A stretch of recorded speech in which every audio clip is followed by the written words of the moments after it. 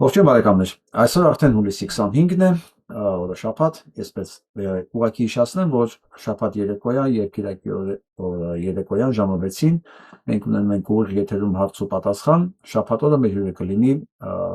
Պարուհ Հալիկյանայի առաջնորդ, այնպես որ ձեր հարցերը կարող եք նախորոք գրել, պատրաստել, կհանդիպենք նաեւ մենք ժամը 6-ին շաբաթ օրը երեկոյան։ Իսկ հիմա անցնենք օրվա նյութերին, ես ձեզ ուզում եմ հիշեցնել, որ դուք կարող եք մեզ հետևել Patreon-ում, լինքը ներքևում կա, դուք կարող եք այդպես աջակցել ալիքի զարգացմանը եւ նաեւ կատարել ձեր մեկ անգամյա նվիրատվությունները, բոլոր հնարավոր տարբերակները կա ներքևում դրված փոխանցումների համար։ Նաեւ ձեզ տեղեկացնեմ, եթե դուք չեք նայել ուղիղ եթերում ինքնաճանաչում շարժման ծրագիրը արդեն որ ես ներկայացնում եմ մաս, դուք կարող եք live վիդեոների մեջ գտնել այդ տեսանյութը, որը ոչ մի շապիկ չունի, ուղղակի դեմքն է, եւ ծանոթանալ ինքնաճանաչում շարժման ծրագրի առաջի մի քանի գլուխների հետ։ Ես ինչպես խոստացել էի ձեզ դեռ մինչև ընտրությունները, որ անկախ ընտրությունների արդյունքից մենք անմիջապես ընտրություններից հետո պատրաստվում ենք հաջորդ ընտրություններին, որը չեն կարող ասել երբ կլինի։ Ամեն դեպքում ես դա կարծում եմ 5 տարի հետո չի որ լինելու։ Այնպես որ մենք այսօրվանից ենք պատրաստվում դրան։ Եվ ինչպես խոսք է տվել հուլիս ամսվա կեսերին ես այն պետք է ներկայացնեի ձեզ, ես արդեն պատրաստ եմ ծրագիրը։ Իհարկե ընթացքում կլինեն փոփոխություններ, բայց հիմնական մասերը ես մաս առ մաս ներկայացնում եմ, որպեսզի չկրկնվեմ, այդ տեսանյութի լինքը նույնպես տակը կա, դուք կարող եք ուղղակի սեղմել նայել։ Շատ կարևոր է ձեր բոլորի մասնակցությունը, որովհետև մենք հիմիկվանից պետք է կերտենք այն պետությունը, որ ուզում ենք ունենալ, ասենք, մի քանի տարուց։ Ու դա պետք է անենք միասին։ Այլ այս անգամ արդեն ես օգնողի, պասիվ դիտորդի, ասենց ասեմ, աջակցողի դերում չեմ լինելու, այլ նախաձեռնող, կազմակերպող եւ պատասխանատուի։ Ձեր հետ միասին։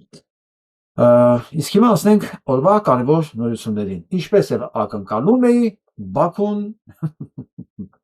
Բաքուն տեղը չի բերում, ասենց ասեմ։ Ադրբեջանի խորհրդարանը ԱՄՆ կոնգրեսին մեղադրել է հայամետ գործունեության համար։ Տեսեք ոնց է հնչում, ինչ ամբիցիոզ է հնչում։ Ադրբեջանի խորհրդարանը մեղադրում է ԱՄՆ կոնգրեսին։ Ճիշտ է։ Ոնց է սպասում ես այսօրվան։ Իսկ ինչ էր կատարվել ԱՄՆ կոնգրեսում, ինչի մաչա մեղադրում։ Լսենք։ Դեմ 44 կողմ, ընդամենը 7 դեմ։ Ամերիկյան կոնգրեսի կոմիտեն իր խոսքն ասաց միանշանակ։ Ադրբեջանը պարտավոր է անհապաղ ու առանց որևէ պայմանի ազատ արձակել բոլոր հայ գերիներին։ Այս որոշումը ձևակերպվել է որպես HR 9087 օրինագծի ուղղում։ Այն առաջ է քաշել Կալիֆոռնիայից կոնգրեսական Բրեթ Շերմանը, իսկ թիկունքին կանգնել է կոմիտեի նախագահը Ֆլորիդայից Բրայան Մասթը։ Նախաձեռնությանն ուշադիր հետևում է Ամերիկայի հայ ազգային կոմիտեն։ Ստացվում է հայ գերիների հարցն այժմ ԱՄՆ օրենսդիր մարմնի պաշտոնական օրակարգում է։ Մնում է մեկ հարց. արդյոք Բաքուն կպատասխանի այս ճնշմանը։ 44 Այո, միանգամից մեղադրանքով է։ Իմջալոտ ստեցանյութը լրիվ չի ասում։ Անգլերեն տեքստը ասում է մի քիչ ավել, լսենք անգլերեն տեքստը։ Օրիգինալը ես առանց օրիգինալի չի կարող տալ։ In 2023, Azerbaijan launched a program of military aggression and ethnic cleansing that resulted in well over 100,000 Armenians being rousted from their homes. Սա ամենակարևորն է։ 23 թվականի ռազմական գործողությունների արդյունքում էթնիկ զտումը 100,000 հայերի։ Ռազմագերիները անշուշտ կարևոր են, բայց էթնիկ զտումը սա ավելի ծանր մեղադրանք է։ Սա նույնքան ծանր մեղադրանք է, ինչքան Պուտինի վրա մանուկների երեխաների գողությունը, հիշեցնեմ, որ նա դրա համար է մեղադրում, որպես ռազմական հանցագործ, եւ Նետանյահուի ցեղասպանությունը, որ իրականացնում է նա Գազայի տարածքում։ Մենք այսպեսով ունենք երկու ռազմական հանցագործ, մեկն էլ պոտենցիալ ռազմական հանցագործության մեջ մեղադրվող Իլհամ Ալիև այսօրվա վիճակով։ Եթե մենք ունենայինք մի քիչ պետականության, ասես նշույլ, Ադրբեջանի ղեկավար Իլհամ Ալիևը վաղուց էր որպես ռազմական հանցագործ նստած բանտում կամ առնվազն գոնե Պուտինի եւ Նետանյահուի նման որոնվում էր նա։ Եվ այսօր չէր կարող ինքը թելադրել ոչ Եվրոպային, ոչ էլ Հայաստանին։ Տեսնենք ինչ ասում։ From an area that had been inhabited by ethnic Armenians for well over 2 millennia. Այո, 2000 տարուց ավել էթնիկ հայերի կողմից բնակված իրենց տարածքից են վտարվել հայերը։ Լսենք այս մասին ինչ են ասում ընկերները։ Եվ արձանագրված արդյունքը Երևան քվեարկությունը արդարև կարևոր քայլ մներ եւ արձանագրված արդյունքը ինքնին շատ բան կհայտնի 44 կողմ 7 թեմ Ասիգա ներկայացուցիչներու դան արտաքին հարաբերության հանձնախումբին կողմէ դրված երկուսակցական հզոր պատգամ մնե թե Ադրբեջան պետք է ամիջապես եւ առանց նախապայմանի ազատ արձակե իր բահած հայ պատանդները Կոնգրեսական Brad Sherman, որ այս հարցին գծով կոնգրեսի ամենահետևողական թեմքերեն մեկն է, առաջնորդեց այս աշխատանքը եւ շատ կարեւոր ապահովեց հանձնախումբի անդենաբեդ հանրապետական Brian Mastի աջակցությունը երբ դեմոկրատական կոնգրեսականը եւ հանրապետական հանձնախումբի անդենաբեդը միասնապար կգանքնին հարցի մգողքին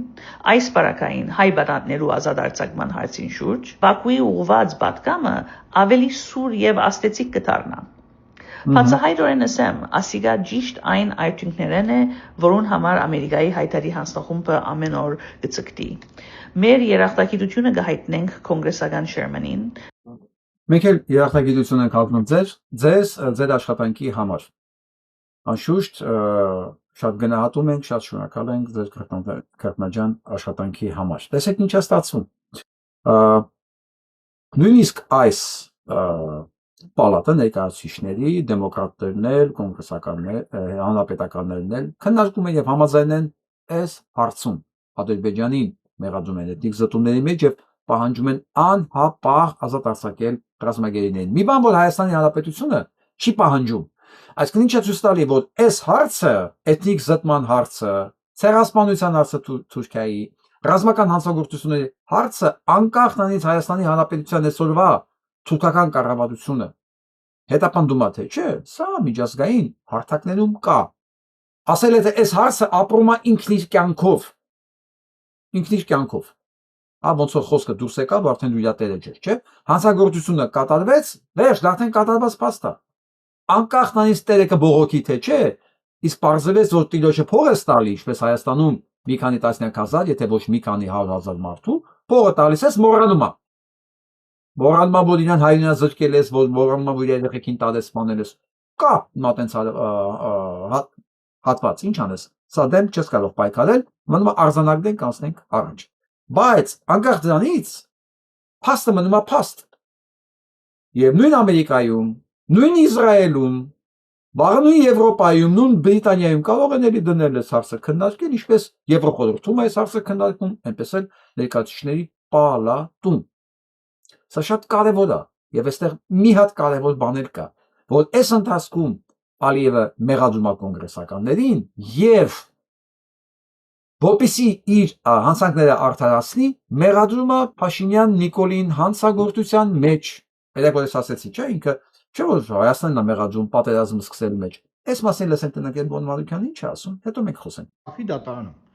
Օրեր առաջ հայտարարեց, որ այո, ես նաև եթե հրավեր եղավ, մեկնելու եմ ես Բաքու, չգիտեմ ինչ միջազգային միջոցառման համար։ Հենց հիմա ինքը դե դատվում է, որտեղ ինքը այդ օրը եղել է Հայաստանի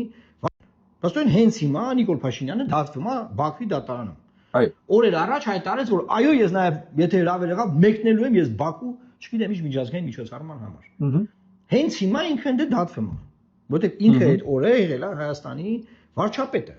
Շատ կարևոր թեմայից ենք խոսելու, որը քանի Ուրեմն խոսքով։ Սա ուղղակի հիշեցման կարգով է անալիզը մեծ հետաքրքիր չի, մենք մեր անալիզ ունենք։ Եվ այսպես Ալիևի դատարանը մեղադրանք ներկայացրել ռազմագերիներին, ուրիշ բան չունի անելու, դե ուրիշ ձև չկա ապացուցելու, որ դրանք հանցագործներ են,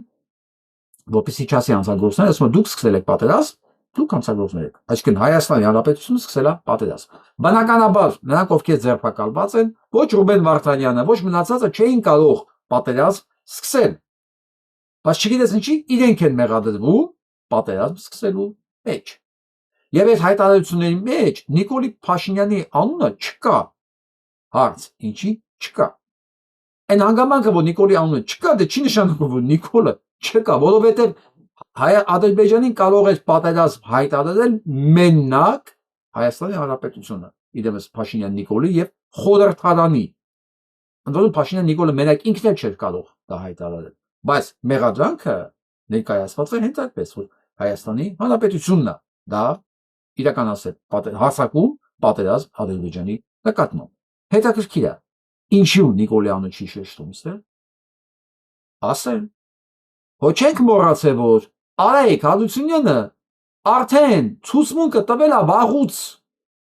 ամեն ինչի մասին, մեզ դա խոստացել էին ներկայացնել, մեկ էլ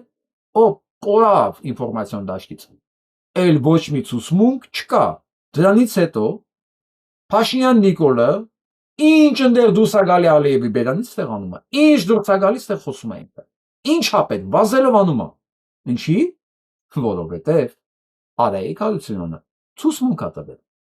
Նիկոլի դեմ, եւ ընդամենը այն որ հանգարց մեզ մի օր կհրամցնեն, դա չի լինելու Ալիևի հոդինացը, դա լինելու է իրականությունը, որը պատմում է Արայիկ Հարությունյանը, որից հետո Փաշինյան Նիկոլից ոչինչ չի մնա Հայաստանում։ Եվ որպեսզի այդ ձայնագրությունները չհելնի երբեք, դուրս չգա, մենք չիմանանք ցուցմունքները, որի մասին գիտի Արայիկ Հարությունյանը, դատարանը եւ այդ ձայնագրությունները բնականաբար կա, որի մասին մենք երբեք չիմանանք։ Հիմա Նիկոլ Փաշինյանը պիտի ընդունի նաեւ, որ ինքն է սկսել այս պատերազմը։ Հա չընդունեց պրոբլեմներ ունենալու։ Ինքը ոչ միայն պետք է սահմանադրություն փոխի, Զանգեզուրի միջանցք տա, մի խոսքով դեռ անկլավներ տա, ինքը դեռ պետք է ընդունի, որ ինքն է պատերազմը սկսել, միայն այդ ձևով է հնարավոր մի քիչ մեղմացնել Ալիևի վիճակը։ Նախանձելի վիճակ չի, չէ՞։ Մեզ փաստա։ Հիմա ինչ անելու Փաշինյան Նիկոլը։ Գուշակեք։ Հա ընդունելու է, որ ինքն է հրավեր։ Ինքն է չէ ասել Արցախ-Ադրբեջանը եւ ոչ։ Ինքն ասել է ես եմ հրավերել, որովհետեւ ես տրվել էի հայրենասիրության գաղափարախոսությամբ եւ ես էլ ձեզ նման ասեցի Արցախ-Հայաստանը եւ վերջ դամանել պատերազմ եղավ։ Ու դա մեջ ճշմարտություն կա։ Ինքը ստեղծել է կազուս բելի։ Ու ինքը կարդարանա, որ ճիշտ է ասում Ալիևը, որովհետև ես դարել եմ, որովհետև ես ձեզանից մեկն է, ես կրկնում եմ բառերը, որոնք ասել եք դուք։ Եվ կդառնա էլի պատերազմ հրահրող, պատերազմ պարտվող, պատասխանատու, բայց անմեղ։ Հա, ինքը ինչ առաջ անգամ է ինքը ասում, հա, ես եի գլխավոր պատասխանատուն, բայց ես գլխավոր մեղավորն եմ։ Ես հայրենասեր էի ժամանակ։ Հետո պարզվեց չի կարելի լինել հայրենասեր, պետք է ամեն ինչ տալ։ Սպասենք, մի զարմացեք։ Դեռ այն ինչ որ առջևում է, նույնիսկ մեր ֆանտազիան չի կարող գուշակել ինչեր է լինելու։ Չէ՞ որ ընդամենը 2 շաբաթ առաջ կամ 3 շաբաթ առաջ մենք չենք սպասում, որ մի օր կհայտարարեն, որ Հայաստանն է անդրադարձել պատերազմը։ Հիմա չեք հավատում, չէ՞ որ Նիկոլ Փաշինյանը ընդունելու է։ Ու մոտարապես sense մի հատ պատճառ է բերելու, պատասխան։ Հա, բաղոն Արայիկ Հարությունյանի ցուցմունքները դուք չի գալու եթեր։ Այ Փաշինյան Նիկոլ ընտրողներ, ես ձեզ ինչ ասեմ։ Ես չգիտեմ ձեզ ինչ կարելի ասել։ Օրինակ սրան։ Ուր է կենթանի։ Էս օրինակ սրան ապրում։ Լսեք, մենք Եվրոպա չենք գնում։ Մենք կառուցում ենք պետականություն։ Այսպես չի շահարկել, որ դուք գնում եք Եվրոպա, ոչ։ Մենք ոչ մի դեպքում չենք գնում։ Հայաստանը որտեղ կա, այնտեղ էլ կա, ինքը սահմանները չի փոխում, ինքը չի միանում ոչ մենք կառուցում ենք ինքնուրույնություն։ Մենք բա ասելա գնում ենք Եվրոպա, հիմա չեն գնում։ Մենք չենք գնում, ոչ մի տեղ չեն գնում, մենք կառուցում ենք ինքնուրույնություն։ Սա այնա, սա այն կենթանին է, որը Փաշինյան Նիկոլին համատում է Նժդեի հետ, որը փրկել է Սունիքը, բա մենք կարող ենք շփվել ամբողջ աշխարհի հետ։ Մեզ պետք չի մեղադրել հակառուսականության մեջ, մեզ պետք չի մեղադրել, որ մենք գնում ենք Եվրոպա, չգիտեմ, Ամերիկա, այդ պետք է հանել մարդկանց մեջից, որովհետև մենք կառուցում ենք պետություն։ Պետություն նշանակում է ունենալ հարաբերություններ ամբողջ աշխարհի հետ եւ Ռուսաստանի հետ։ Տեսեք, Նիկոլ Փաշինյանը շատ մեծ Բնականաբար այս կարգի հարցազրույց, այս կարգի մարդու հետ կարող լինել մենակ Նիկոլի հայկական ժամանակում, բայց հետաքրքիր արժևում առաջարկ արեց ամբողջ աշխարհին, թե ինչպես պետք է ղեկավարել պետությունը։ Սա Փաշինյան, տեսեք, Նիկոլ Փաշինյանը երկու հատ համաշխարհային ներդրում ունեցավ քաղաքակրթական։ Նիկոլ Փաշինյանը քաղաքական երկու ներդրում ունեցել։ Գիտեք որն է։ Թողասի հետո եսին տարբերական որ պետք է հիշվի, պետք է կմնա պատմության մեջ Նիկոլ Փաշինյանը որպես քաղաքական գործիչ։ Առաջինը Թավշյա հեղափոխություն խոսույթը։ Եթե չի եղել այդպես բան, ոչ մի տեղ միշտ հեղափոխությունը Թավշյա հեղափոխության խոսույթը, տեսեք ինչ ներդրում է ունեցել քաղաքակրթության մեջ։ արյունի վրա էր հիմնված։ Եվ այս փիլիսոփայությունը, այս մոտեցումը լուսման, հեղաշրջման, sense ասենք, Թավշյա հեղափոխությունը։ Սա հիմա ուշադրություն չենք Այո։ Հեղաշրջում եւ Թավշյա հեղափոխություն։ Մի բան, որ ոչ մեկ միջև այդ չէր մտածել Փաշինյան Նիկոլի մասին։ Ներդրում է ունեցել քաղաքակրթական։ Ես կարող եմ իհարկե ամբողջը ձեզ ցույց տալ, բայց խնայում եմ ձեզ ու ինձ։ Ես ընդհանրապես կասեմ ինչ երկու ներդրում է ունեցել քաղաքակրթական։ Միակ մարդն է, որ երկիրը ծախել է, քեշ ծախել է։ Տարել մարդկանց սպանել է, հետո էլ ասել է սա ձեր համար էր։ Հետո նորից վերընտրվել է։ Սա քաղաքական պատմության մեջ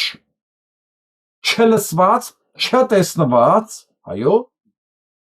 պատմության մեջ սա չլսված ու չտեսնված հանգամանք է, ճիշտ ես ասում, բայց սա քաղաքակրթական ներդրում չի։ Այդ քաղաքակրթական ներդրումը գիտեք որն է։ Այն որ ասում է, այսօր Հայաստանը, Արցախ Հայաստանը եւ վերջ, հետո էլ ասում է, եթե ես նես չասեի, դուք ինչ չեք թողելու աշխատել։ Բայց ես որոշել եմ, որ պետք է Արցախը լինի Ադրբեջան։ Հետաքրքիր է Վիգեն Ավետիսը, որ ժամանակ Արցախում Շուշիում սիմպոզիումներ էր անում, քանդակագործներ հետ, ընդ քանդակներ էին սարքում երեխեքի հետ, հետո թողեցին Շուշիի այգում։ Այդ ժամանակ ինքը գիտեր դրա մասին։ Ինքը համարում էր, որ այ Շուշին տալը, հետո համարել դժգույն ու դժբախտ քաղաք, դա էլ քաղաքակրթական ներդրում է։ Ինձ ուղղակի հետաքրքիր, սա հարցը հերետորական է, սա ընդամենը հերետորական հարց է, թե ինչ է մտածում այս կարգի մարդը, օրվա կուրսով ապրողը, Արցախը հանձնողը, Նժդեի հետ համատվողը, այդ արդեն իմ ֆանտազիաներից դուրս է։ Գնանք առաջ, ամեն դեպքում այս հարցերի պատասխանը Նիկոլը պետք է տա։ Հայաստանը ինչի է սկսել պատերազմ Ադրբեջանի դեմ։ Այս հարցի պատասխանը պետք է տա։ Պետք է պատասխան տա Թուրքերին, օրինակ ինքը ոնց է լուծելու արտմանը Զանգեզուրի միջանցքը, որտեղ սև ամպեր են հավաքվում իր գլխին։ Այն հանգամանքը, որ ես ձեզ էլ ասեմ, էլի, Ադրբեջանը մեղադրում է կոնգրեսի եւ կոնգրեսիում ներկայացուցիչների պալատում բոլորը փաստորեն կողմներ, ընդամենը 7 դեմ է եղել։ Այս բանաձևին։ Էն էլ այսօրվա կոնգրեսում։ Այդ գիտեք ինչի մասին է,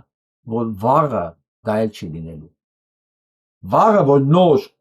ասկեն այս նոյեմբերից հետո, որ նոր մարդիկ եկան, որոնք հակացեղասպանական են գալիս, արդեն իրանք հակացեղասպանական են։ Ասկեն այն 7-ը, որ քվեարկել են Ադրբեջանի օգտին, դրանք էլ չեն լինելու։ Գալիս է մի սերունդ, ընտրվելու են բոլորը հակացեղասպանական, հակաիզրայելական օրակարգով, հիշեք։ Ադրբեջանը այդ 7 հոգին էլ վաղը չի ունենալու։ Չի ունենալու եւ կոնգրեսի աջակցություն, եւ սենատի աջակցություն, եւ նախագահ չի լինելու իդեմս Տրամպի, որ են աջակցի։ Սա մասին պետք է ինքը շատ լուրջ մտածի։ Այդ չեմ ասում Փաշինյան Նիկոլը, որովհետեւ ովքեր են Փաշինյան Նիկոլի տերերը ֆակտически։ Փաստացի այսօր։ Ովքեր իրան պահում են այդ միջանցքը բացելու համար։ Որ պահին այդ միջանցքը բացելը դարձավ ռեալ անհնար, հեսա ինքը ռեալ անհնար է։ Ուղղակի դեռ իրենք չեն հասկացել, որ Իրանը մեկը չի հանդուրժելու դա, թե ինչու ես դա մասին իհարկե խոսելու եմ։ Դեռ իրանք հույսեր են փայփայելու, որ այս տականքին ամեն գնով պահելով ստեղ Հայաստանում, այսօր ասում եմ ստեղ, ես ինձ թվում է այս ինչը Հայաստանում է։ Հայաստանում իրանք կարողանալու են այդ հարցը լուծել։ Չէ։ Ես ուրախ եմ, որ զգում եմ արդեն ինչպես է քայլ առ քայլ Հայաստանի քաղաքական դաշտը պարզ խոսում, որ արդեն Եվրոպան բռնել է նույն ռուսացման, բոլշևիկացման ճանապարհը։ Եվրոպա, որ ասում եմ, այն երկրները, այն նախագահները, որոնք աջակցում են Փաշինյան Նիկոլին։ Իմ համար այդ նախագահներն ու երկրները Պուտինից չեն տարբերվում բացարձակապես։ Բացարձակապես չեն տարբերվում։ Նույն բանն են անում իմ երկրի նկատմամբ։ Իսկ հիմա գնանք Հայաստան։ Խոզնաձորը կարգելի հայկական կաթնամանդերքի մուտքը Ռուսաստան։ Վերջ։ Հայաստանից պնդում են, չէ, մեր անվտանգը այս կողմ է կողմ։ Համարդ, նիետ։ Չէ։ Հետաքրքիր է, չէ։ Հետաքրքիր է, չէ, հիմա ԵԱՏՄ եղեկաբարների հավաք պետք է լինի, Նիկոլը պետք է գնա, խնդրի, ինչպես Միշուսնի ոտքերն էր ընկել եկածին դուրգում։ Իսկն պատկերացնում եք ինչ աստիճան է իջած։ Հիմա պետք է նորից գնա խնդրի, որ չփակվեն այս հիմնարկները։ Եթե իհարկե կգնա, բայց ինձ թվում է ինքը թքած ունենա ինչ է կատարվելու Հայաստանի տնտեսության հետ։ Այս տարի կոլապսային տարի է լինելու։ Ես ասել եմ 26 թվականի հենց ամենասկզբից ինչի, մի քանի պատճառով։ Արտաքին պարտքը այնքան է բարձրացել, որ նույնիսկ միայն պարտքի մարումը, պարտքի տոկոսը 1 միլիարդ դոլար է տարեկան հասել մոտ 1 միլիարդ դոլար մենակ պարտքի սպասարկման գումարն է։ Պլյուս աշխատանք չկա։ Պլյուս այն հոսքերը, որ պետք է լիներ, դրանք չկա։ 12.5 միլիարդ դոլար, որ Ռուսաստանից պետք է գա Հայաստան, ապրանքաշրջանառությունն է։ Չի լինելու։ Իսկ դա հնայի 42%-ա, նշանակում է բյուջեն չի կատարվելու եւս 40%-ով մոտավորապես, կամ գուցե ավել։ Շատ ծանր տարի է սպասում, շատ։ Հələ մատել գումարեք Զանգեզուրի միջանցք։ Բոլորս հիշում ենք, չէ՞, այս նկարի պատմությունը։ Այ մարդ, ես քանի օր սպասում եմ, ասում եմ, ես լավ նուժել, միթե ասում եմ, հայոյան գնելուց բացի Նիկոլենք այլ քար չեն անելու, քայլ։ Թե մտածում են լռենք անցնի գնա։ Այսօր պարզվեց, ինչ ունի Տիգրան Ալեքսանյան կա։ Չէր կարող։ Այն էլ ռուսախոս չարձագանքել։ Ասեմ ինչ ունի խնդիրը, որ բոլոր նրանց, ովքեր հուզվել են այս նկարի պատմությունից, նրանք սուտի հայրենասեր են մեկ, որ ասում է դժվար չէ կրահել ով էր առնելու պետք անպայման Ղարաբաղցի օլիգարխներ։ Ըստ Տխմանի պետք է ասեմ, որ Ղարաբաղցի օլիգարխ չի եղել, եւ ընդհանրապես ես ուրախ եմ, որ այս նկարը վաճառվեց ոչ թե աստղաբաշխական ինչ որ օլիգարխ ձեռք բերեց, որ տանի կախի իր նկարների կողքը, գնեց հասարակ մարդ։ Շարքային մարդ, որը կարոտի զգացմունք ունի, իսկ ռուսախոս Տիգրան Ալեքսանյանի համար չէ, դա Ղարաբաղ, եթե Ղարաբաղցի անպայման օլիգարխ է, օլիգարխ։ Եվ ամենակարևորը, որ մենք իրենց խանգարում ենք իրենց թշնամիների հետ, չէ, մեր թշնամիների հետ մերձենալու։ Այս նկարները, այս կարգի գործողությունները խանգարում են։ Սա գալիս է ապացուցելու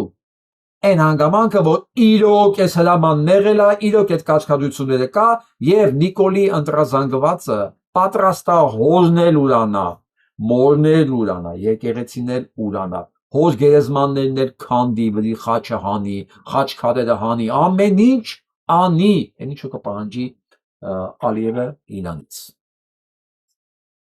Հիմա հարցս, արա դուք ինչ կենթանի եք։ Տնեցիք գիտեն, տանը տեղյակ են, որ ասենք իրանց ընտանիքի հայրը, իրանց երեխեքին, այդ տան երեխեքին, կնոջը բան բոլոր, պատրաստ է աճուրդով, աճուրդով էլ չէ, սկուտերի վրա թուրքերին մատուցի, որ հանկարծ թուրքերը մեկ անգամ բողոքելու տեղ չունենան, պատրաստակամ ամեն ինչ անելու, տեղյակ են, չգիտեմ, բայց հայրենասիրության մասով մի բան ասեմ, էլի, չի կարող հայրենասեր լինի եւ հայրենասիրությունից հասկանա մեկը, որ հայրենիք չունի։ Հայրենիք ունեցող մարդը չի կարող անտարբեր լինել այս երևույթի նկատմամբ։ Եվ այս երևույթի նկատմամբ էմոցիոնալ զգացմունք ունեցողներին ասել պսևդո հայրենասեր, նշանակում է մարդը հայրենիք չունի, որ ինքը չգիտի դա ինչ է։ Իհարկե, ես չեմ զարմանում, ու չեմ էլ նեղանում, որ մեր այս էմոցիոնալ այս պոստկումներ այս էմոցիոնալ տորնադոն, որ իրականացավ այս նկարի շուրջը, որ իր շուրջը տորնադոյի շուրջ հավաքեց մի քանի 100,000, գուցե նաև 1 միլիոն մարդ, դա իր համար ոչ մի բան է, որովհետև ինքը էմոցիոնալ կապված չի ոչ այս նկարի հետ, ոչ ինչ որ եղել է դրա հետ, ոչ այդ զոհերի հետ, ես ասում եմ, չէ, այս բանը ում մոտ է, Արցախը, այս մեր վիճակը, ով ասանով ապրում։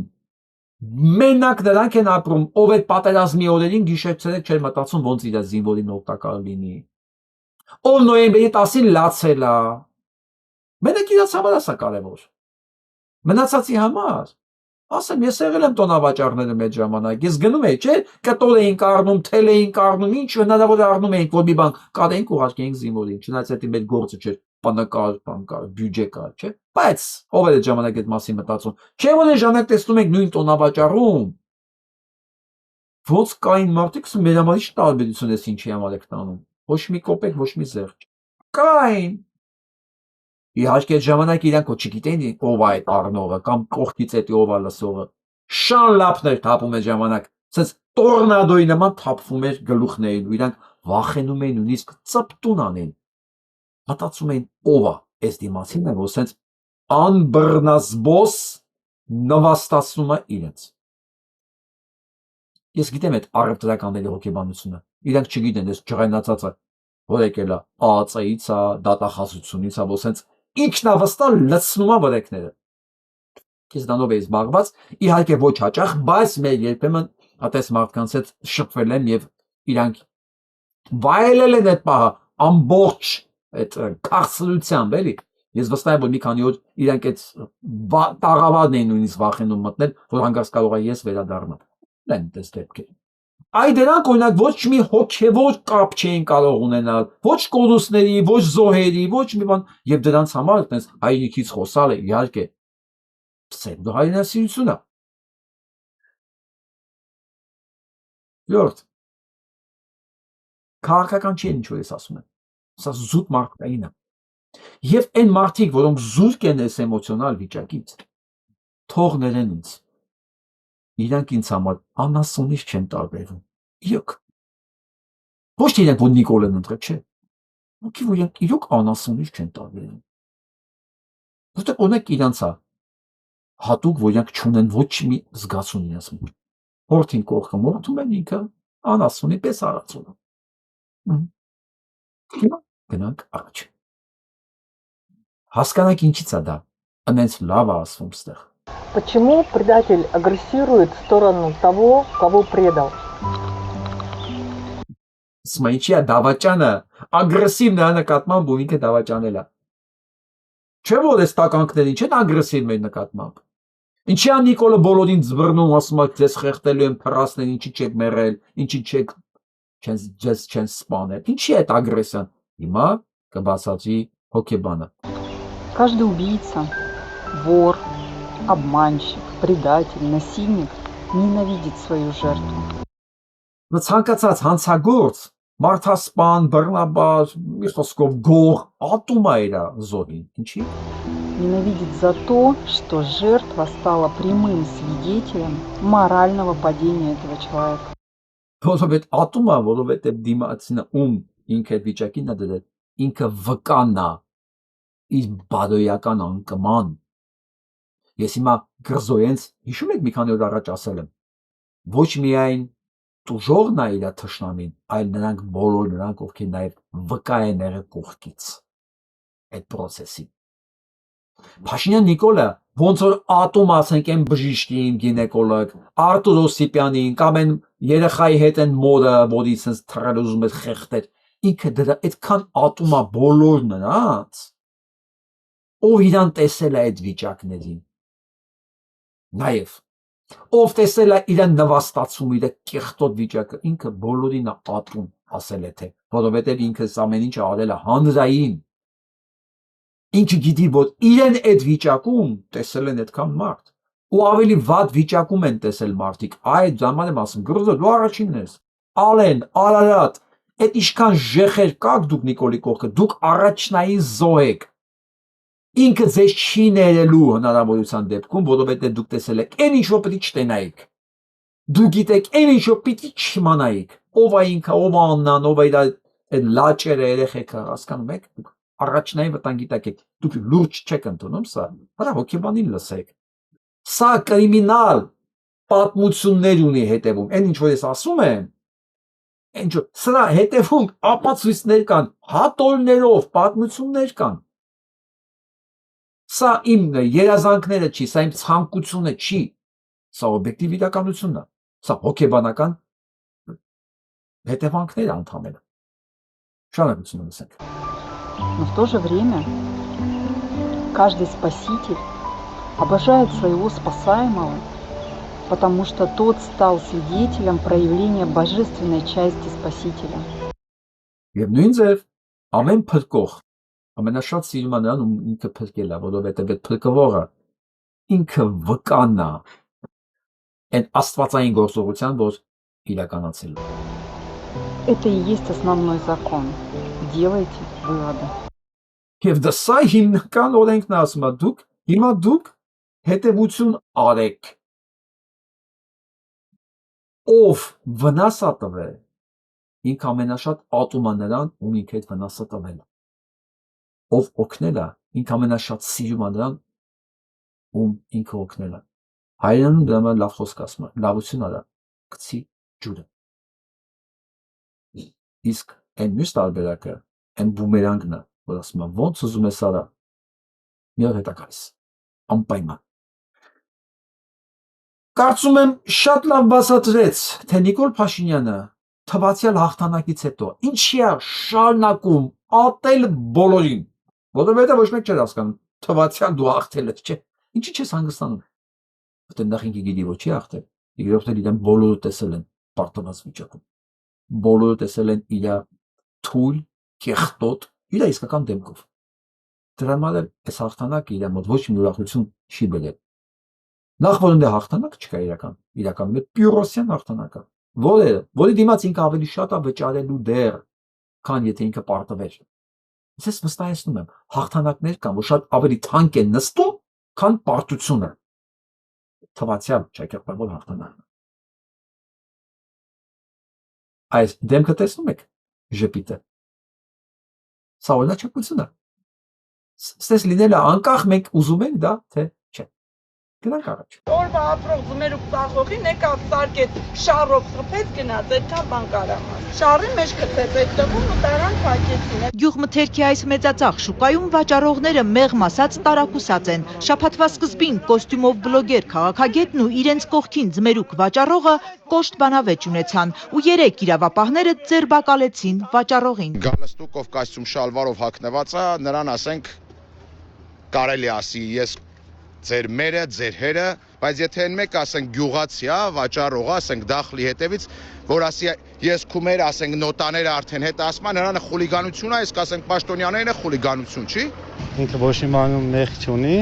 մենք ամենքս պատրաստ ենք յակողը կայնացնենք, մինչև վերջ յան դուրս բերենք։ Շուկայում այսօր շատերն էին հրաժարվում պատմել տեսածը, լսածը։ Եկավ հրահրեց, խոսցրեց, վերջում էլ բռնին տարան։ Էլ ինչ խոսանք։ Բոլորս էլ վախենում ենք արդեն այս երկրից։ Ինչ է տեղի ունեցել, ամբողջական տեսանյութը հենց բլոգերի Արամ Ավետիսյանի YouTube-յան էջում է։ Նա էր գնացել Արմավիրի մայրուղու սկզբնամասում Ծիածանի շուկա կոչվող տարածք։ Մոտենում ու վաճառողներից կարծիք է հարցնում։ Ռուսական սանկցիաների պայմաններում ո՞նց են։ Ավետիսյանն իշխանական է ու մարդկանց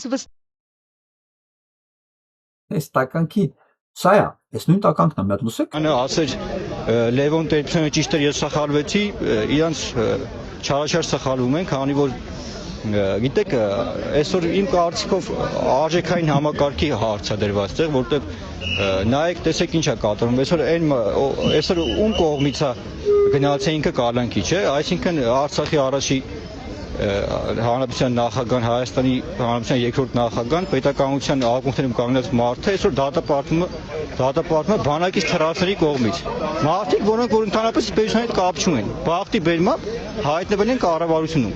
Ու ինչ է տեղի ունեցել, ու այս ամեն ինչի արդյունքում շատ շուտով բոլորն են հասկանում, որ իրենց զուտ խաբել են։ Զուտ այդ մարդկանց խաբել են ու ինչ վեր։ Հողատունը։ Ով է Ղարաբաղը։ Մի նկար։ Քոչենը բիզնեսն է Ղարաբաղը տվի այդ ճտերի հետ արա։ Եղավ, հա կարամ ապացույց է։ Եղավ։ Ամեն ինչի արդյունքում շատ շուտով բոլորն են հասկանում, որ իրենց զուտ խաբել են։ Զուտ այդ մարդկանց խաբել են ու ինչ վեր։ Հողատունը։ Ինտերնետը դաժան բան է, շատ դաժան բան է, շատ։ Ամեն մի անառակի զավակ միանգամից բացահայտվում է, էլ պետք չի գնալ Կիև եւ հարցնել ով էր Պանիկովսկին հեղափոխությունից առաջ։ Հիշում եք հայտնի ֆիլմը։ Պետք չի գնալ ասել Կիև։ Ընդամենը YouTube-ը ամեն ինչ բերում է։ Այսօր YouTube-ը մի ուրիշ բան էլ բերեց, ճիշտ ասած, եթերային չի չեմ ասում, բայց ես պատահական հիշեցի սրա ծագումնաբանությունը, լսելով կներեք արտահայտությանս համար Դոն Պիպոյին, Արթուրին Սարգսյան կարծեմ, կարող ասում Սարգսյան չի, Թորիզների մի խոսքով, Դոն Պիպոյին, և հիշացեց սա ով է, ում տղեն է, ու ինչ պայմաններում է մեծացել, ով այնք ընդհանրապես ծնունդով։ Հիմա սան եմ ուզում ասեմ, արա, ես քեզ երեք ասեցի, չէ՞։ Քեզ գտնելու են մի օր մեկ կանալիզացիայում սարկացած։ Ոչ մեկ չի ափսոսալու դրանով։ Այն կենսագրությունը, որ դու ունես, դա նորմալ տրամաբանական ավարտատ, այս կենսագրություն ունեցողին։ Այն վարքագիծը, որ դու ունես, նորմալ տրամաբանական վարքագիծը այն մանկությանը, որ դու ունեցել ես։ Ոչ հեր ես ունեցել, ոչ մեր ես ունեցել։ Եթե մորդ հետ ընլողը Cadillac Seroj-ն է եղել, փնթի Seroj-ը, երրորդ մասի Cadillac Seroj-ը, ես պատկերացնում եմ մերդ ինչ է եղել, ու դու էլ այդ ամեն ինչի վկա։ Պարտադիր չէ նույնիսկ այդ ամեն ինչի իմանալ, քո վարքագիծը արդեն ասում է, դու որտեղից ես առաջացել։ Ես ձեզ բոլորին, որ ասում եմ, դուք կոյուղիում եք առաջացել, դուք կոյուղիացին եք։ Ասում եք, մի քիչ կոպիտ չի, արա չէ, իրականությունն է։ Ունդեղ էլ վերջանալու է ձեր կենսագրությունը։ Անպայման, որովհետև այսօր ձեզ ով օգտագործում է, ունեք ժամանակին բանը չէ, քոչերա Ռոբերտն էս օգտագործում է, Ռոբիկ բանը, Նիկոլնա ձեզ օգտագործում է։ Այդա ոնց ուզում ալի մի օր էս բանը ֆրալու է, վերջանա։ Դուք ոչ առաջինն եք, ոչ վերջինն եք։ Միս կողմից էլ մասրան է եկել։ Բա ինչ անես իր ողորմելի գոյություն ապահովելու համար։ Ուրիշ տաղանդ չունի։ Բացի լինել այն ինչ որ ինքն է, իր մոր զավակը, անառակի զավակ։ Բացի դա լինելուց ուրիշ ինքը փեշակ չունի, մասնագիտություն չունի, կոչում չունի, ձեռքի շնորհք չունի, բա ինչ անի։ Ըմբռնումով մոտեցեք սրան։ Միջև ասենք ձմերուկ ծաղողի փոխարեն մի ուրիշ կարգի մարդու ռաստ կգա ու դե կվերջանա իր այս կարգի կենսագրությունը։ Դաժան բան է ինտերնետը, ամեն ինչ պահում է իր մոտ։ 7 ամսում 30 զինք ծառայող եմ հասել։ Փաշինյան Նիկոլ ընտրողներ, դուք 7 ամսում սպանել եք 30 զինվոր։ Եվ սա դուք կոչում եք խաղաղություն։ Սա է ձեր խաղաղությունը, ընդ որում ասեմ, տարին դեռ չի ավարտվել ու երբեք սրա համար ոչ ներողություն, ոչ ցավակցություն, ոչ պաշտոնից հրաժարվել չի եղել։ Ոչ ես գեներալների, ոչ ՊՆ նախարարի, ոչ կառավարության, բացարձակապես։ Հասկանում եք ով եք դուք։ Նաև այս ամբողջը ձեր վրեն է, վզի, ուղղակի։ 30 զինվոր խաղաղ պայմաններում։ Մենք պատերազմում ենք այսքան տալիս, զոհ, բայց դու գիտես դա պատերազմ է։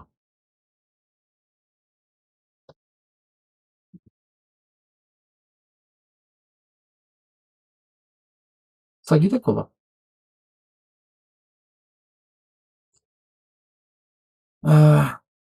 Զարոյի Բաթոյանի մասին է խոսքը։ Ապես 30-70%-ով անցել է այս տարի, բայց նոր ընտրություններից հետո հաստատ չի լինել։ 30-70-ի փոխարեն մենք առաջ ունենք 10-90։ Մասը 30-70-ը։ Իսկ նոր ընտրություններից հետո, որ բոլոր տեխնացիները գալիս են արդեն գալու են հակաիզրայելական լոզունգներով, մոռանում եք։ Իրա բխող բոլոր հետևանքներով, ես նորից եմ ասում, այդ հետևանքները իր վրա զգալու է ամենաառաջինը Նետանյահուն Իսրայելու, չնայած միջև այդ իրան կհանեն, որովհետև Իսրայելի ընտրությունն ավելի շուտ է, քան ամերիկյան, բայց այնուամենայնիվ Իսրայելը կզգա անպայման, երբ որ կդրվի օգնությունը, ու դրանից հետո անպայման այդ հետևանքները կզգա Ալիևը, որովհետև Զանգեզուրի Միջանցքի հիշեցնեմ, գլխավոր հովանավորը քաղաքական եւ տնտեսական, դա Իսրայելն է իր բոլոր կառույցներով։ Իսրայել որպես պետություն եւ Իսրայելի ենթարկվող բոլոր օլիգարխիկ եւ ֆինանսական մարմինները BlackRock-ից սկսած։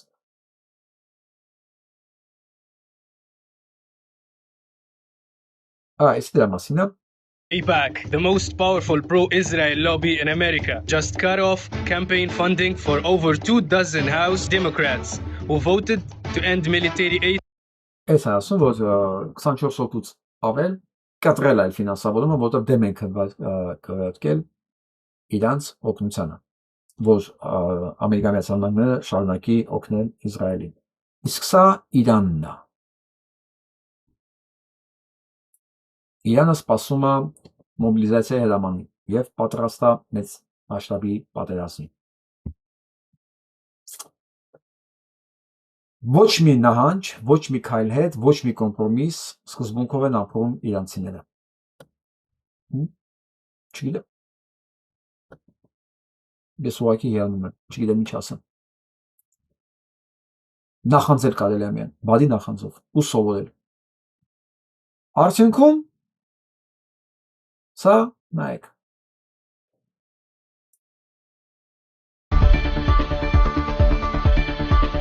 Ամենի հյուպատոսարանն է։ Իրբիլում հյուպատոսարանն են պայթեցրել իր պահեսներով, մայեսներով իրանցիները։ Ամերիկայի հյուպատոսարան։ Մյուսը էսի Իրաքում է։ Նայեք։ Some breaking news. Iran has bombed a secret American military base that was hidden inside a mountain. As well, the Հակնված ռազմական բազա է Իրաքում։ Strikes have set fire to the mountainside and the military base could collapse in on itself now. The base was inside Iraqi Kurdistan in the northern Iraq region,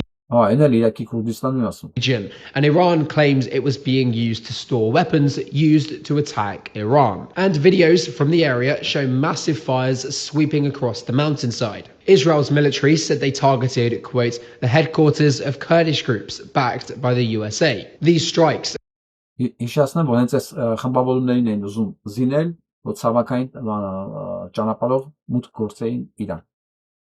Սա դեմ էր արտահայտում Էրդողանը, ասում էր հենց դες բան անեք, ես փակել եմ Իրանի օդը։ Actually come on the 7th consecutive day of US strikes against Iran. So Iran is now striking back. Although this makes long-term war Միխոսկով։ Սա շարունակական պատերազմ է, ու դեռ երկար գնալու է։ Հիմա վերադառնանք Հայաստան, միջև Հայաստան վերադառնալը ոչ մի փոփոխություն չկա իրականում պատերազմում։ Բացարձակապես Իրանը ոնց կանգնած է, այտենց կանգնած է։ Իրանը ոնց ասել է միջանցք չի լինելու, այտենց չի լինելու։ Ես վարկյան անգամ չեմ կասկածում, որ նրանք կատարելու են իրենց խոստումները։ Իրանք կանգնած են մնում, դիմացինը ընկնում է։ Ընկնում է Ռուսաստանը, ընկնելու վրա է։ Ընկնում է Իսրայելը, ընկնում է Ամերիկայի Միացյալ Նահանգները եւ պետք է Ադրբեջանը իր ռեսուրսներով դա անի կարծում եք։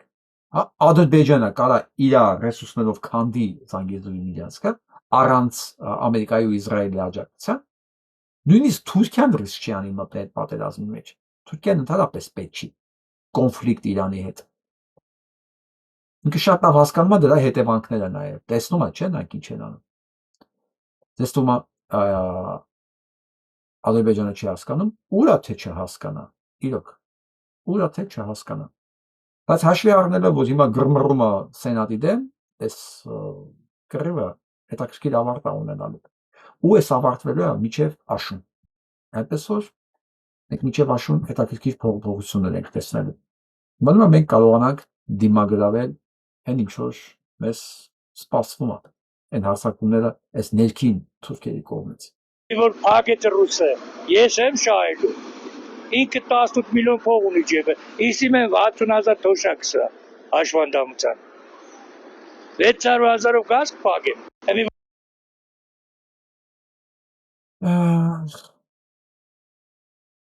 Մենք տեսանյութ կնայենք, սա կարելի է ուղղակի որպես փաստ մեր քաղաքակրթության մասին, փաստ քաղաքակրթության մասին ցույց տալ։ А вы знали, что первой в мире женщиной-послом была армянка? Диана Абгар родилась в 1850. Диана Абгара աշխարհում առաջին կին դեսպանն է։ Երբ որ 20-րդ դարի սկզբին աշխարհի ամենազարգացած երկրներում կանայք կռիվ էին տալիս իրավունքներ ունենալու համար, Հայաստանում կին դեսպան ունեինք մենք եւ ընտրություններում 18 թվականի կանայք մասնակցել են մեր մոտ։ Երբ որ ասում եմ ամբողջ աշխարհում կանայք իրենց իրավունքների համար կռիվ էին տալիս։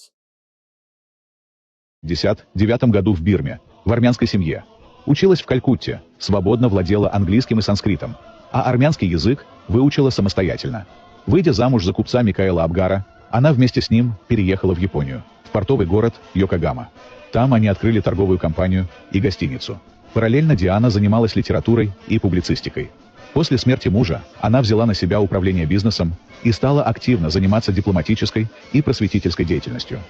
Когда начался геноцид армян, Диана не осталась в стороне. Она писала статьи, выступала с лекциями, издавала книги, в которых рассказывала миру о трагедии армянского народа. Среди ее работ «Армянский вопрос», «Армения, которую предали», «Правда о резне армян». В 1920 году правительство Первой Республики Армении назначило ее официальным дипломатическим представителем в Японии. Она стала первой женщиной в истории, получившей статус полномочного посла суверенного государства. Благодаря ее усилиям Япония признала независимость Армении. А вы знали, что первый в Ճապոնիայում է, ոչ ավելի ոչ պակաս։ Հայաստանը 20 թվականին Ճապոնիայում դեսպան ունեցել։ Հա։ Ես չգիտեմ, այսօր ունենք թե չունենք։ Իսկ 20 թվականին ունեինք ու Դիանա Աբգարն էր դա։ Հետաքրքիր է, որ իր գիրքը կոչվում է Հայերին դավաճանեցին։ Ով դավաճանեց։ Ես չգիտեմ, երեք մենք այս մասին խոսացել ենք, թե չէ։ Բայց այն ինչ որ կատարվում է Հայաստանի շուրջ, կատարվել է Հայաստանի շուրջ, ու առ այսօր մի բան ա վկայում, որ եթե մենք չունենանք մեր ազգային պետականությունը, մեր լավագույն մարդիկ միշտ կոտորվելու են, մեր լավագույն հայերը միշտ, չեմ ուզում ասեմ, սպանվելու են, որտեղ ժամանակին սպանվում էին, հաստատ, հիմա գուցե մենք չիմանանք էլ նույնիսկ իրանց մասին։ Եվ ես օրինակի վրա հիշեցի, որ եթե Կոմիտասը չլիներ, ասենք, Ստամբուլում այդ ժամանակ, այլ լիներ Հայաստանում, Ռուսա-Հայաստանում, ինչ էր լինել իր վերջը։ Նույնը երևի, մի քիչ այլ տարբերակով, որովհետև չանեցնել, ասենք, Ստամբուլում չէր, բայց Հայաստանում էր, չէ՞։ Հիմա նույնը, այս մեր դեմքերը Դիանա Աբգարը կլինի կամ մնացած մեր հայրենակիցները կլինեն, որոնք ուղղակի չկարողացան մինչև վերջ կայանան իրենց ասպարեզներով, որովհետև չունենք մենք պետականություն։ Ցակ ու ցրիվ, ուրիշ ժողովուրդների համար, նույն Արշիվ Գորկին,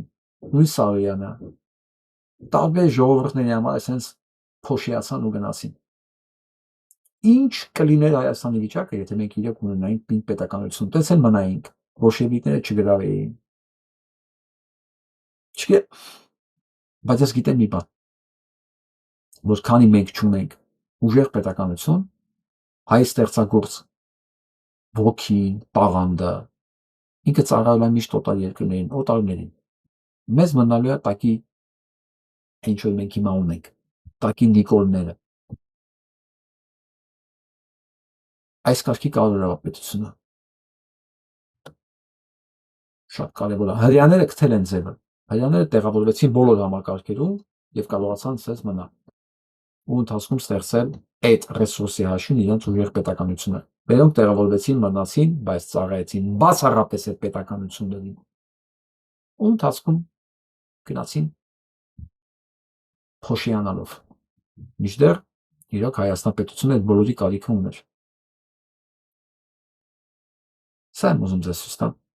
Այս նկարը այսօր ներկայացնում էի մեր ապագա պետության ռազմավարությունը մի ամբողջ 30 րոպե խոսում էի կրթության մասին։ Կրթություն, որը պետք է հստակ տարբերվի այսօրվա կրթությունից։ Շատ։ Որտեղ այն ինչ որ այսօրվա դպրոցն է տալիս, դա այսօր ակտուալ չի արդեն։ Այն էլ Հայաստանի պայմաններում։ Հայաստանում բոլոր երեխեքը, մանավանդ աղջիկները պետք է կրակել իմանան։ Այդ չեմ ասում դիպուկահարի գործը։ Հայաստանում պետք է լինի առաջնություններ բոլոր տարիքային խմբերի համար, երբ ասեն կարելի արդեն իրենց կրակել։ Մենք Հայաստանում պետք է ունենանք մի քանի տասնյակ հազար դիպուկահարներ։ Իսկ դա մեծ դժվար գործ չի, դա ֆինանսական ոչ մի ներդրում չի ուզում բացարձակապես։ Ընդհանրապես պետք է այդ պրակտիկաներ դնել։ Երեխեքի կրակել սովորեն դպրոցում, լինեն առաջնություններ։ Հայաստանը պետք է ունենա մի քանի տասնյակ հազար դիպուկահարներ, մի քանի տասնյակ հազար դրոնի օպերատորներ։ Եվ ընդհանրապես բոլոր երեխեքը մանկապարտեզից, առաջի դասանից սկսած պետք է քիչ-քիչ սովորեն զինվորական գործ, առաջին բժշկական օգնություն։ Մի խոսքով այն ինչ որ պահանջում է քաղաքապաշտպանությունը։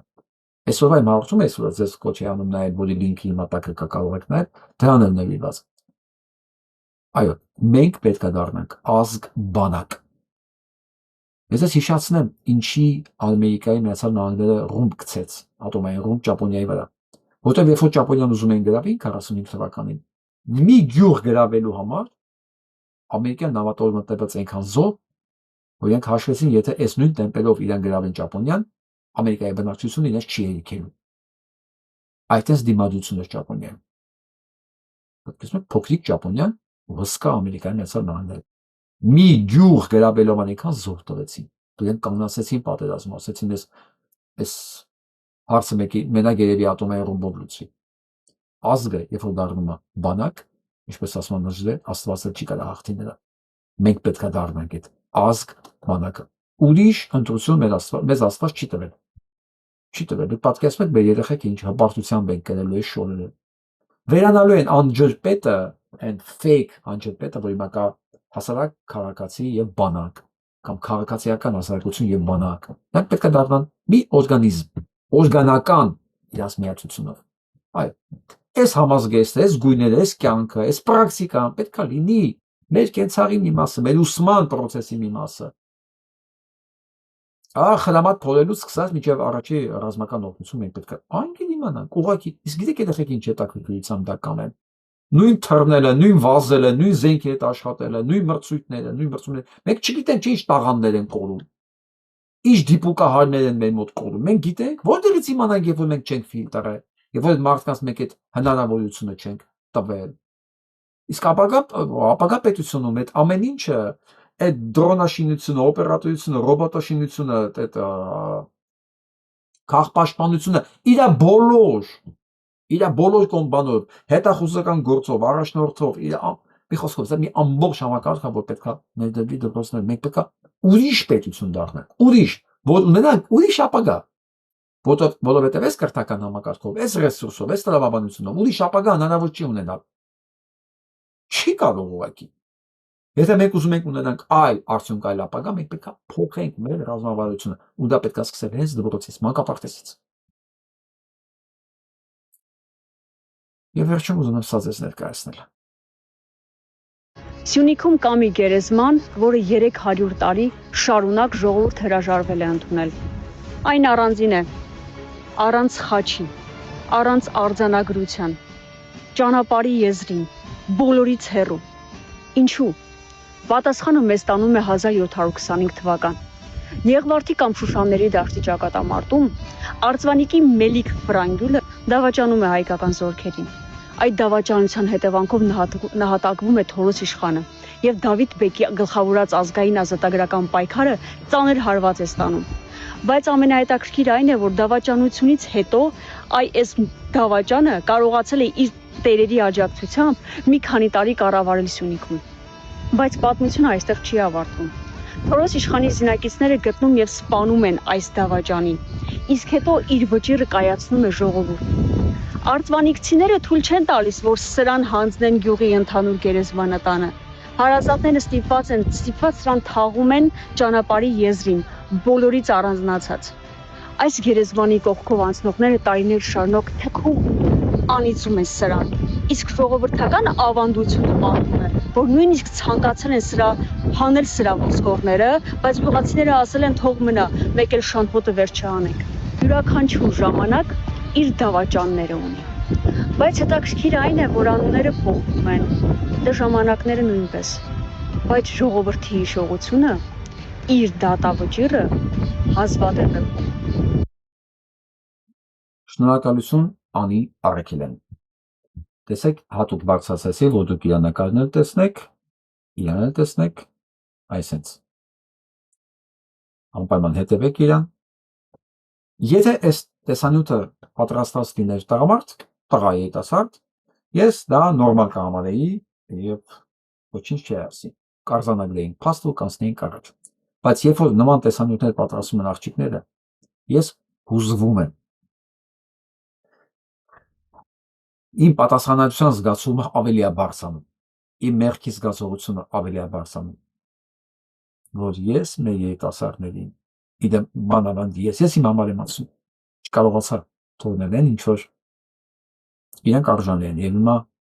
իրենք են կռիվ տալիս դրա համար։ Շնորհակալություն Անի ջան։ Գյորգ ջան, հետևեք մեր երիտասարդներին։ Ես հատուկ եմ իրանց ցույց տալիս, որ դուք տեսնեք, որ մենք մենակ չենք։ Որ դուք տեսնեք, Նժդեի ասած, եթե մենք ազգի ապագան փնտրելու ենք մեր մայրերի ափերի մեջ,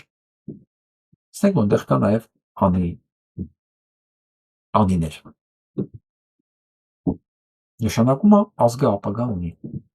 Մենք ամեն օր ունենք, չէ՞, մի տենց տեխնացու։ Երեք էլ ունեին, անման հնա չեմ հիշում ես բայեն։ Մեր բժիշկուին Գերմանիայից։ Ինչա գրեք եթե հիշում եք, հիմա որոշ չի վերարտազում անունը։ Ամեն ինչ կորած չի, մելիք ֆրանգյունները պետք է հասկանան մի բան, իրենք ոչ առաջինն են, ոչ վերջինն են։ Պատմությունը բերում է ամեն ինչ բալանսի։ Ես գիտեք ինչ եմ, տենց անընդհատ հղում անում այդ բնությանը, որովհետև տեսեք, այս գրիչը, եթե ես ես վերեմ ես կողմ, ինչքան էլ քաշեմ ես կողմ, եկա թողեմ ինքը գալականի տեղը։ Բնությունը բալանս է ուզում։ Ինչքան ուզում ես ընդ ինչքան շատ ես քաշում, այնքան հետ գալու ուժը ավելի ուժեղ է լինում։ Մի քիչ է լինում, մի քիչ հեշտ է, թեթև է գալի, հա, մի քիչ շեղվելու դեպքում կորուստը չի, բայց եթե դու շատ ես կարող դնել, այս հետ գալու ուժն է շատ մեծ։ Այ դուք հիմա այդքան ձգել եք, դուք հիմա հանել եք ավելի վերևը։ Մի օր ձեր ուժը չի եկելու էդի պահել այնտեղ, ու ինքը թափով է տա գալու։ Ընթացքում, ինչ ավերածություններ, ինչ ավերածություններ։ Դա որ ես չեմ ուզում։ Դա բնության բալանսի օրենքն է։ Դա ֆիզիկայում կոչվում է էներգիայի պահպանման օրենք։ Չի կարող անընդհատ նույն ուղղությամբ գնալ բացասական։ Մի օր պետք է հետ գա։ Այս ճոճանակն է։ Այսքան բան, այսօր մամայ այսքանը լավ մնացեք։